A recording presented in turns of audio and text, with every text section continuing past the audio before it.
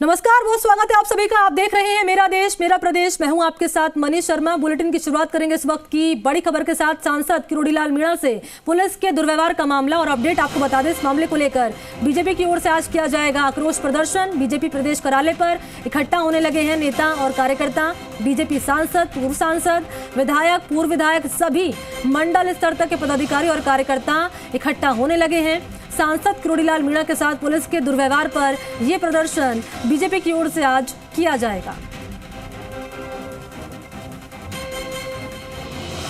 और विष्णु मेरे सहयोगी से खबर पर ज्यादा जानकारी लिए सीधा मेरे साथ ग्राउंड जीरो से मौजूद है। विष्णु, मैं आपके पास आ रही हूं। बीजेपी की ओर से किरोड़ीलाल मीणा के साथ हुए दुर्व्यवहार के मामले को लेकर प्रदर्शन किया जाएगा। अब तक कौन कौन पहुंच चुका है विष्णु?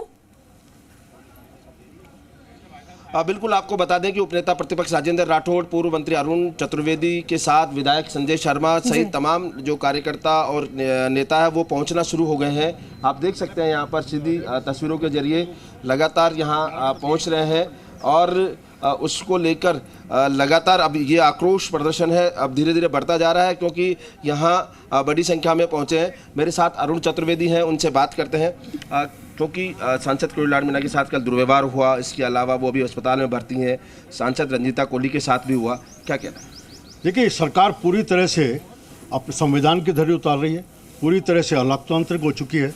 एक बड़ी सीधी बात थी 3 वीरांगनाओं की कि मुख्यमंत्री हमसे मिल रहे हैं, और जो शहीदों की अंत्येष्टि के अवसर पर इस सरकार के मुख्यमंत्री जी के प्रतिनिधि के नाते 3 मंत्री गए और 3 मंत्रियों ने जाकर के कहा था कि इन मांगों को पूरा करेंगे। उन बातों को पूरा करने की बात करने गए। ऐसा क्या डर था कि मुख्यमंत्री जी को 3 से मिल सकते? कल रात को 3 बजे उनको अंधेरे में सोते समय उठाया गया।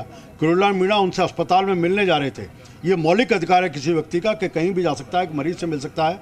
उस मौलिक अधिकार की बहन करने का काम किया और उनके संग जिस प्रकार से धक्का मुक्की की गई, कपड़े फाड़े गए, उनके संग मारपीट की गई, इस सारे विषय को लेकर जिस प्रकार से पूरी तरह से लोकतंत्र का हनन राजस्थान में हो रहा है। भारतीय जनता पार्टी ने किरोड़ीलाल मीणा, रंजीता कोहली ने मिलने की इच्छा व्यक्त की उन महिलाओं के संग, उनके संग मारपीट धक्का मुक्की की। इन सारे मुद्दों को लेकर के भारतीय जनता पार्टी आज सड़क पर है और इस विषय को लेकर के केवल आज ही नहीं बल्कि अगर सरकार में अब भी संवेदनशीलता नहीं जागी तो भारतीय जनता पार्टी सतत इस विषय को आंदोलन चलेगी। हाँ बिल्कुल, ये लगातार आंदोलन चलेंगे। वीरांगना है कविता सामोता, वो भी आई है वीरांगनाओं को समर्थन देने, क्या कहना आपका?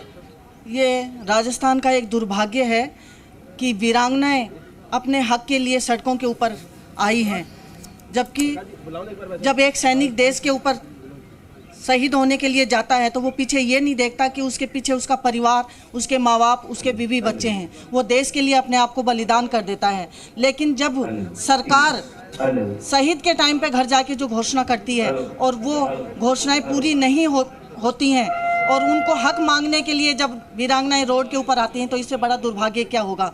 मैं माननीय मुख्यमंत्री जी से कहती हूँ कि मुख्यमंत्री जी, आप उनकी मांगों को मानते न मानते लेकिन अपना दिल बड़ा रख के एक बार उनकी बात तो सुनी होती। बिल्कुल, उनकी बात सुनी होती। मेरे साथ सांसद रामकुमार वर्मा भी है, क्या कहना है रामकुमार जी आपका? देखिए, कल ये दुर्भाग्यपूर्ण स्थिति है कि भारतीय जनता पार्टी के वरिष्ठ नेता राज्यसभा सांसद डॉक्टर किरोड़ीलाल जी के साथ में जिस तरह का दुर्व्यवहार किया इसलिए कि वो वीरांगनाओं के न्याय और आत्मसम्मान की रक्षा के लिए वो कार्य कर रहे थे, उनसे मिलना के लिए जा रहे थे और उनको जिस तरह बर्बरतापूर्ण और दुर्व्यवहार किया गया, कपड़े फाड़ दिए गए और आखिर में उनके चोट भी आई जिससे कि घायल हो गए, तो मैं समझता हूँ कि इससे घोर निंदनीय कृत्य और ये सरकार क्या करेगी। विधायक अलवर के हैं संजय शर्मा, उनसे पूछते हैं। संजय जी, क्योंकि लगातार जनप्रतिनिधियों के साथ दुर्व्यवहार हुआ और उसके अलावा मुख्यमंत्री ने गाइडलाइन जारी की थी कि इस समय के जनप्रतिनिधियों का सम्मान करेंगे प्रशासनिक अधिकारी, क्या कहना है? देखिए, कांग्रेस का इतिहास रहा है, जब जब कांग्रेस सरकार के खिलाफ लोकतंत्र में अधिकार है, जनता का अधिकार है कि जब जब शासन गलत काम करे तो आवाज़ उठानी चाहिए। इंदिरा गांधी जी का कार्यकाल देख लीजिए, जब जनता सड़कों पर उतरी तो इमरजेंसी लगाई। अशोक गहलोत जी उसी पच्चीनों पे चल रहे हैं। जिस प्रकार से राजस्थान में अराजकता का माहौल है, आम जन उद्दलित है और किरोड़ीलाल जी ने जिस प्रकार सरकार के खिलाफ आंदोलन उठाया तो उसको कुचलने, उस आंदोलन को कुचलने के लिए जिस प्रकार का कृत्य कल पुलिस के द्वारा अशोक गहलोत जी ने कराया है वो निंदनीय है। उसको किसी भी हालत में राजस्थान की जनता स्वीकार नहीं करेगी। बिल्कुल, ये थे अलवर के सांसद संजय शर्मा और मेरे साथ उपनेता प्रतिपक्ष राजेंद्र राठौड़ भी जुड़ गए हैं। राठौड़ साहब, लगातार शिकायतें आ रही है पुलिस दुर्व्यवहार की भी, वीरांगनाओं के साथ कई बार हुआ। जब सरकार कमजोर होती है तो पुलिस को आगे करती है। जब कभी भी किसी भी वर्ग ने प्रदर्शन किया सरकार ने पुलिस के डंडे के बल पर उसे कुचलने की कोशिश की, पर कल तो सारी मानवता की हदों को पार कर गए। पहले वीरांगनाओं को, जिन्होंने इस देश के लिए अपने संदूर का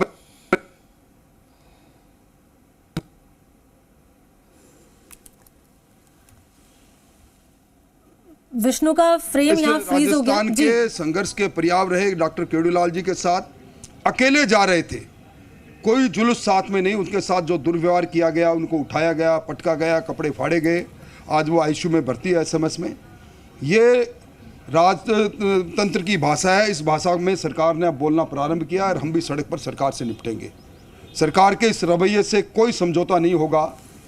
इस जनतंत्र में जनता के प्रतिनिधि को अपनी बात को रखने का अधिकार संविधान ने दिया है।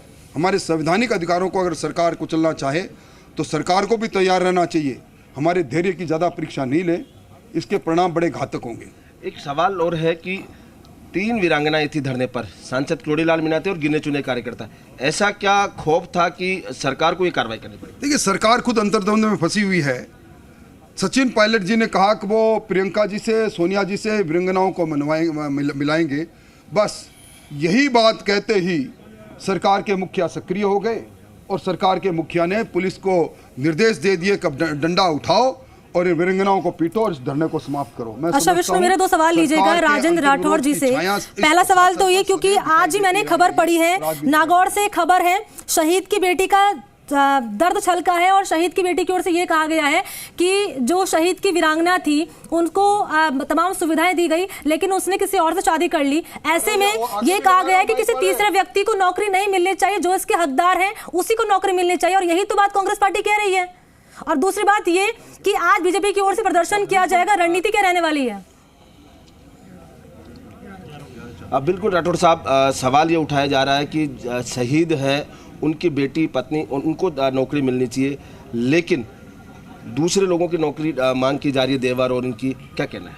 देखिए, सरकार के मंत्रियों ने जब अंत्येष्टि स्थल पर थे, शहीद के परिवारजन ने कहा कि उनके परिवार में शहीद चूंकि खुद कुछ ही साल पहले शादी हुई, इसलिए बच्चे बिल्कुल छोटे हैं। सरकार के मंत्रियों ने खुद ये कबूल किया कि वो शीतलता दिलाएंगे, देवर को नौकरी दिलाएंगे, शहीद के भाई को नौकरी दिलाएंगे और शहीद के परिवार की आजीविका को सुरक्षित रखेंगे। आज उसी बात से जो सरकार के प्रतिनिधि के तौर पर संसदीय कार्य मंत्री और सैनिक कल्याण मंत्री ने कही, उससे सरकार मुकरे। इससे बड़ा दुर्भाग्य क्या हो सकता है? सरकार के मंत्री चिल्ला चिल्ला के कह रहे थे गांव के स्कूल को नाम शहीद के नाम से होगा। ये एक बात नहीं, विधानसभा में एक सवाल आया था, 34 शहीदों की शहादत के बाद नामांकन के मामले भी अब तक लंबित है, पैकेज लंबित है। सरकार सिर्फ घोषणा करती है, शहीदों के प्रति, पूर्व सैनिकों के प्रति सरकार के मन में सम्मान नहीं, और इसी कारण से सारा मंजर हमें दिखाई दे रहा है। हम इससे निपटेंगे। अच्छा, ये विष्णु एक सवाल और लीजिएगा, मानवेंद्र सिंह जसौल का रिएक्शन। कल की घटना अचानक हुई, अचानक ही हमने कुछ अपने सहयोगियों से बात करके लोगों को बुलाया है। गांधीवादी तरीके से हम अपना धरना देंगे और अगर इसके बाद भी सरकार नहीं चाहती तो फिर राज्यव्यापी आंदोलन करेंगे। मानवेंद्र सिंह ने कल प्रेस कॉन्फ्रेंस करके कहा कि अच्छा विष्णु, एक सवाल और ले लीजिए राठौड़ साहब से। जसौल का रिएक्शन सामने आया विष्णु, ये कहा गया उनकी ओर से कि सरकार को जो दिया जाना था सरकार की ओर से वो दिया जा चुका है। ऐसे में अगर चाहते हैं कि भाई देवर को नौकरी दी जाए तो केंद्र सरकार से इस मामले को लेकर बातचीत की जाए। घोषणा के बारे में उनको पता होता तो शायद वो नहीं बात करते। केंद्र सरकार के लिए कहा कि उन्होंने केंद्र सरकार कौन सा नियम है, जरा नियम बता दे। और केंद्र सरकार भी अगर शहीदों के आश्रितों को नौकरी दे सकती है तो हम मांग करेंगे, उसमें क्या बात है। अगर कोई बात ऐसी है, उन्होंने जो बात गोल गोल करके कह दी, उससे काम चलने वाला नहीं। अगर वास्तव में केंद्र सरकार का इस प्रकार का नियम कायदा होगा तो हम केंद्र के रक्षा मंत्री से बात करेंगे, तत्काल करेंगे। ठीक है, बड़ी बात यहाँ पर राठौड़ साहब की ओर से कही गई है कि अगर केंद्र के स्तर पर होता है तो हम बिल्कुल बातचीत करेंगे। आगे बढ़ के विष्णु, आगे की जानकारी मैं आपसे लूंगी। फिलहाल बहुत शुक्रिया आपका।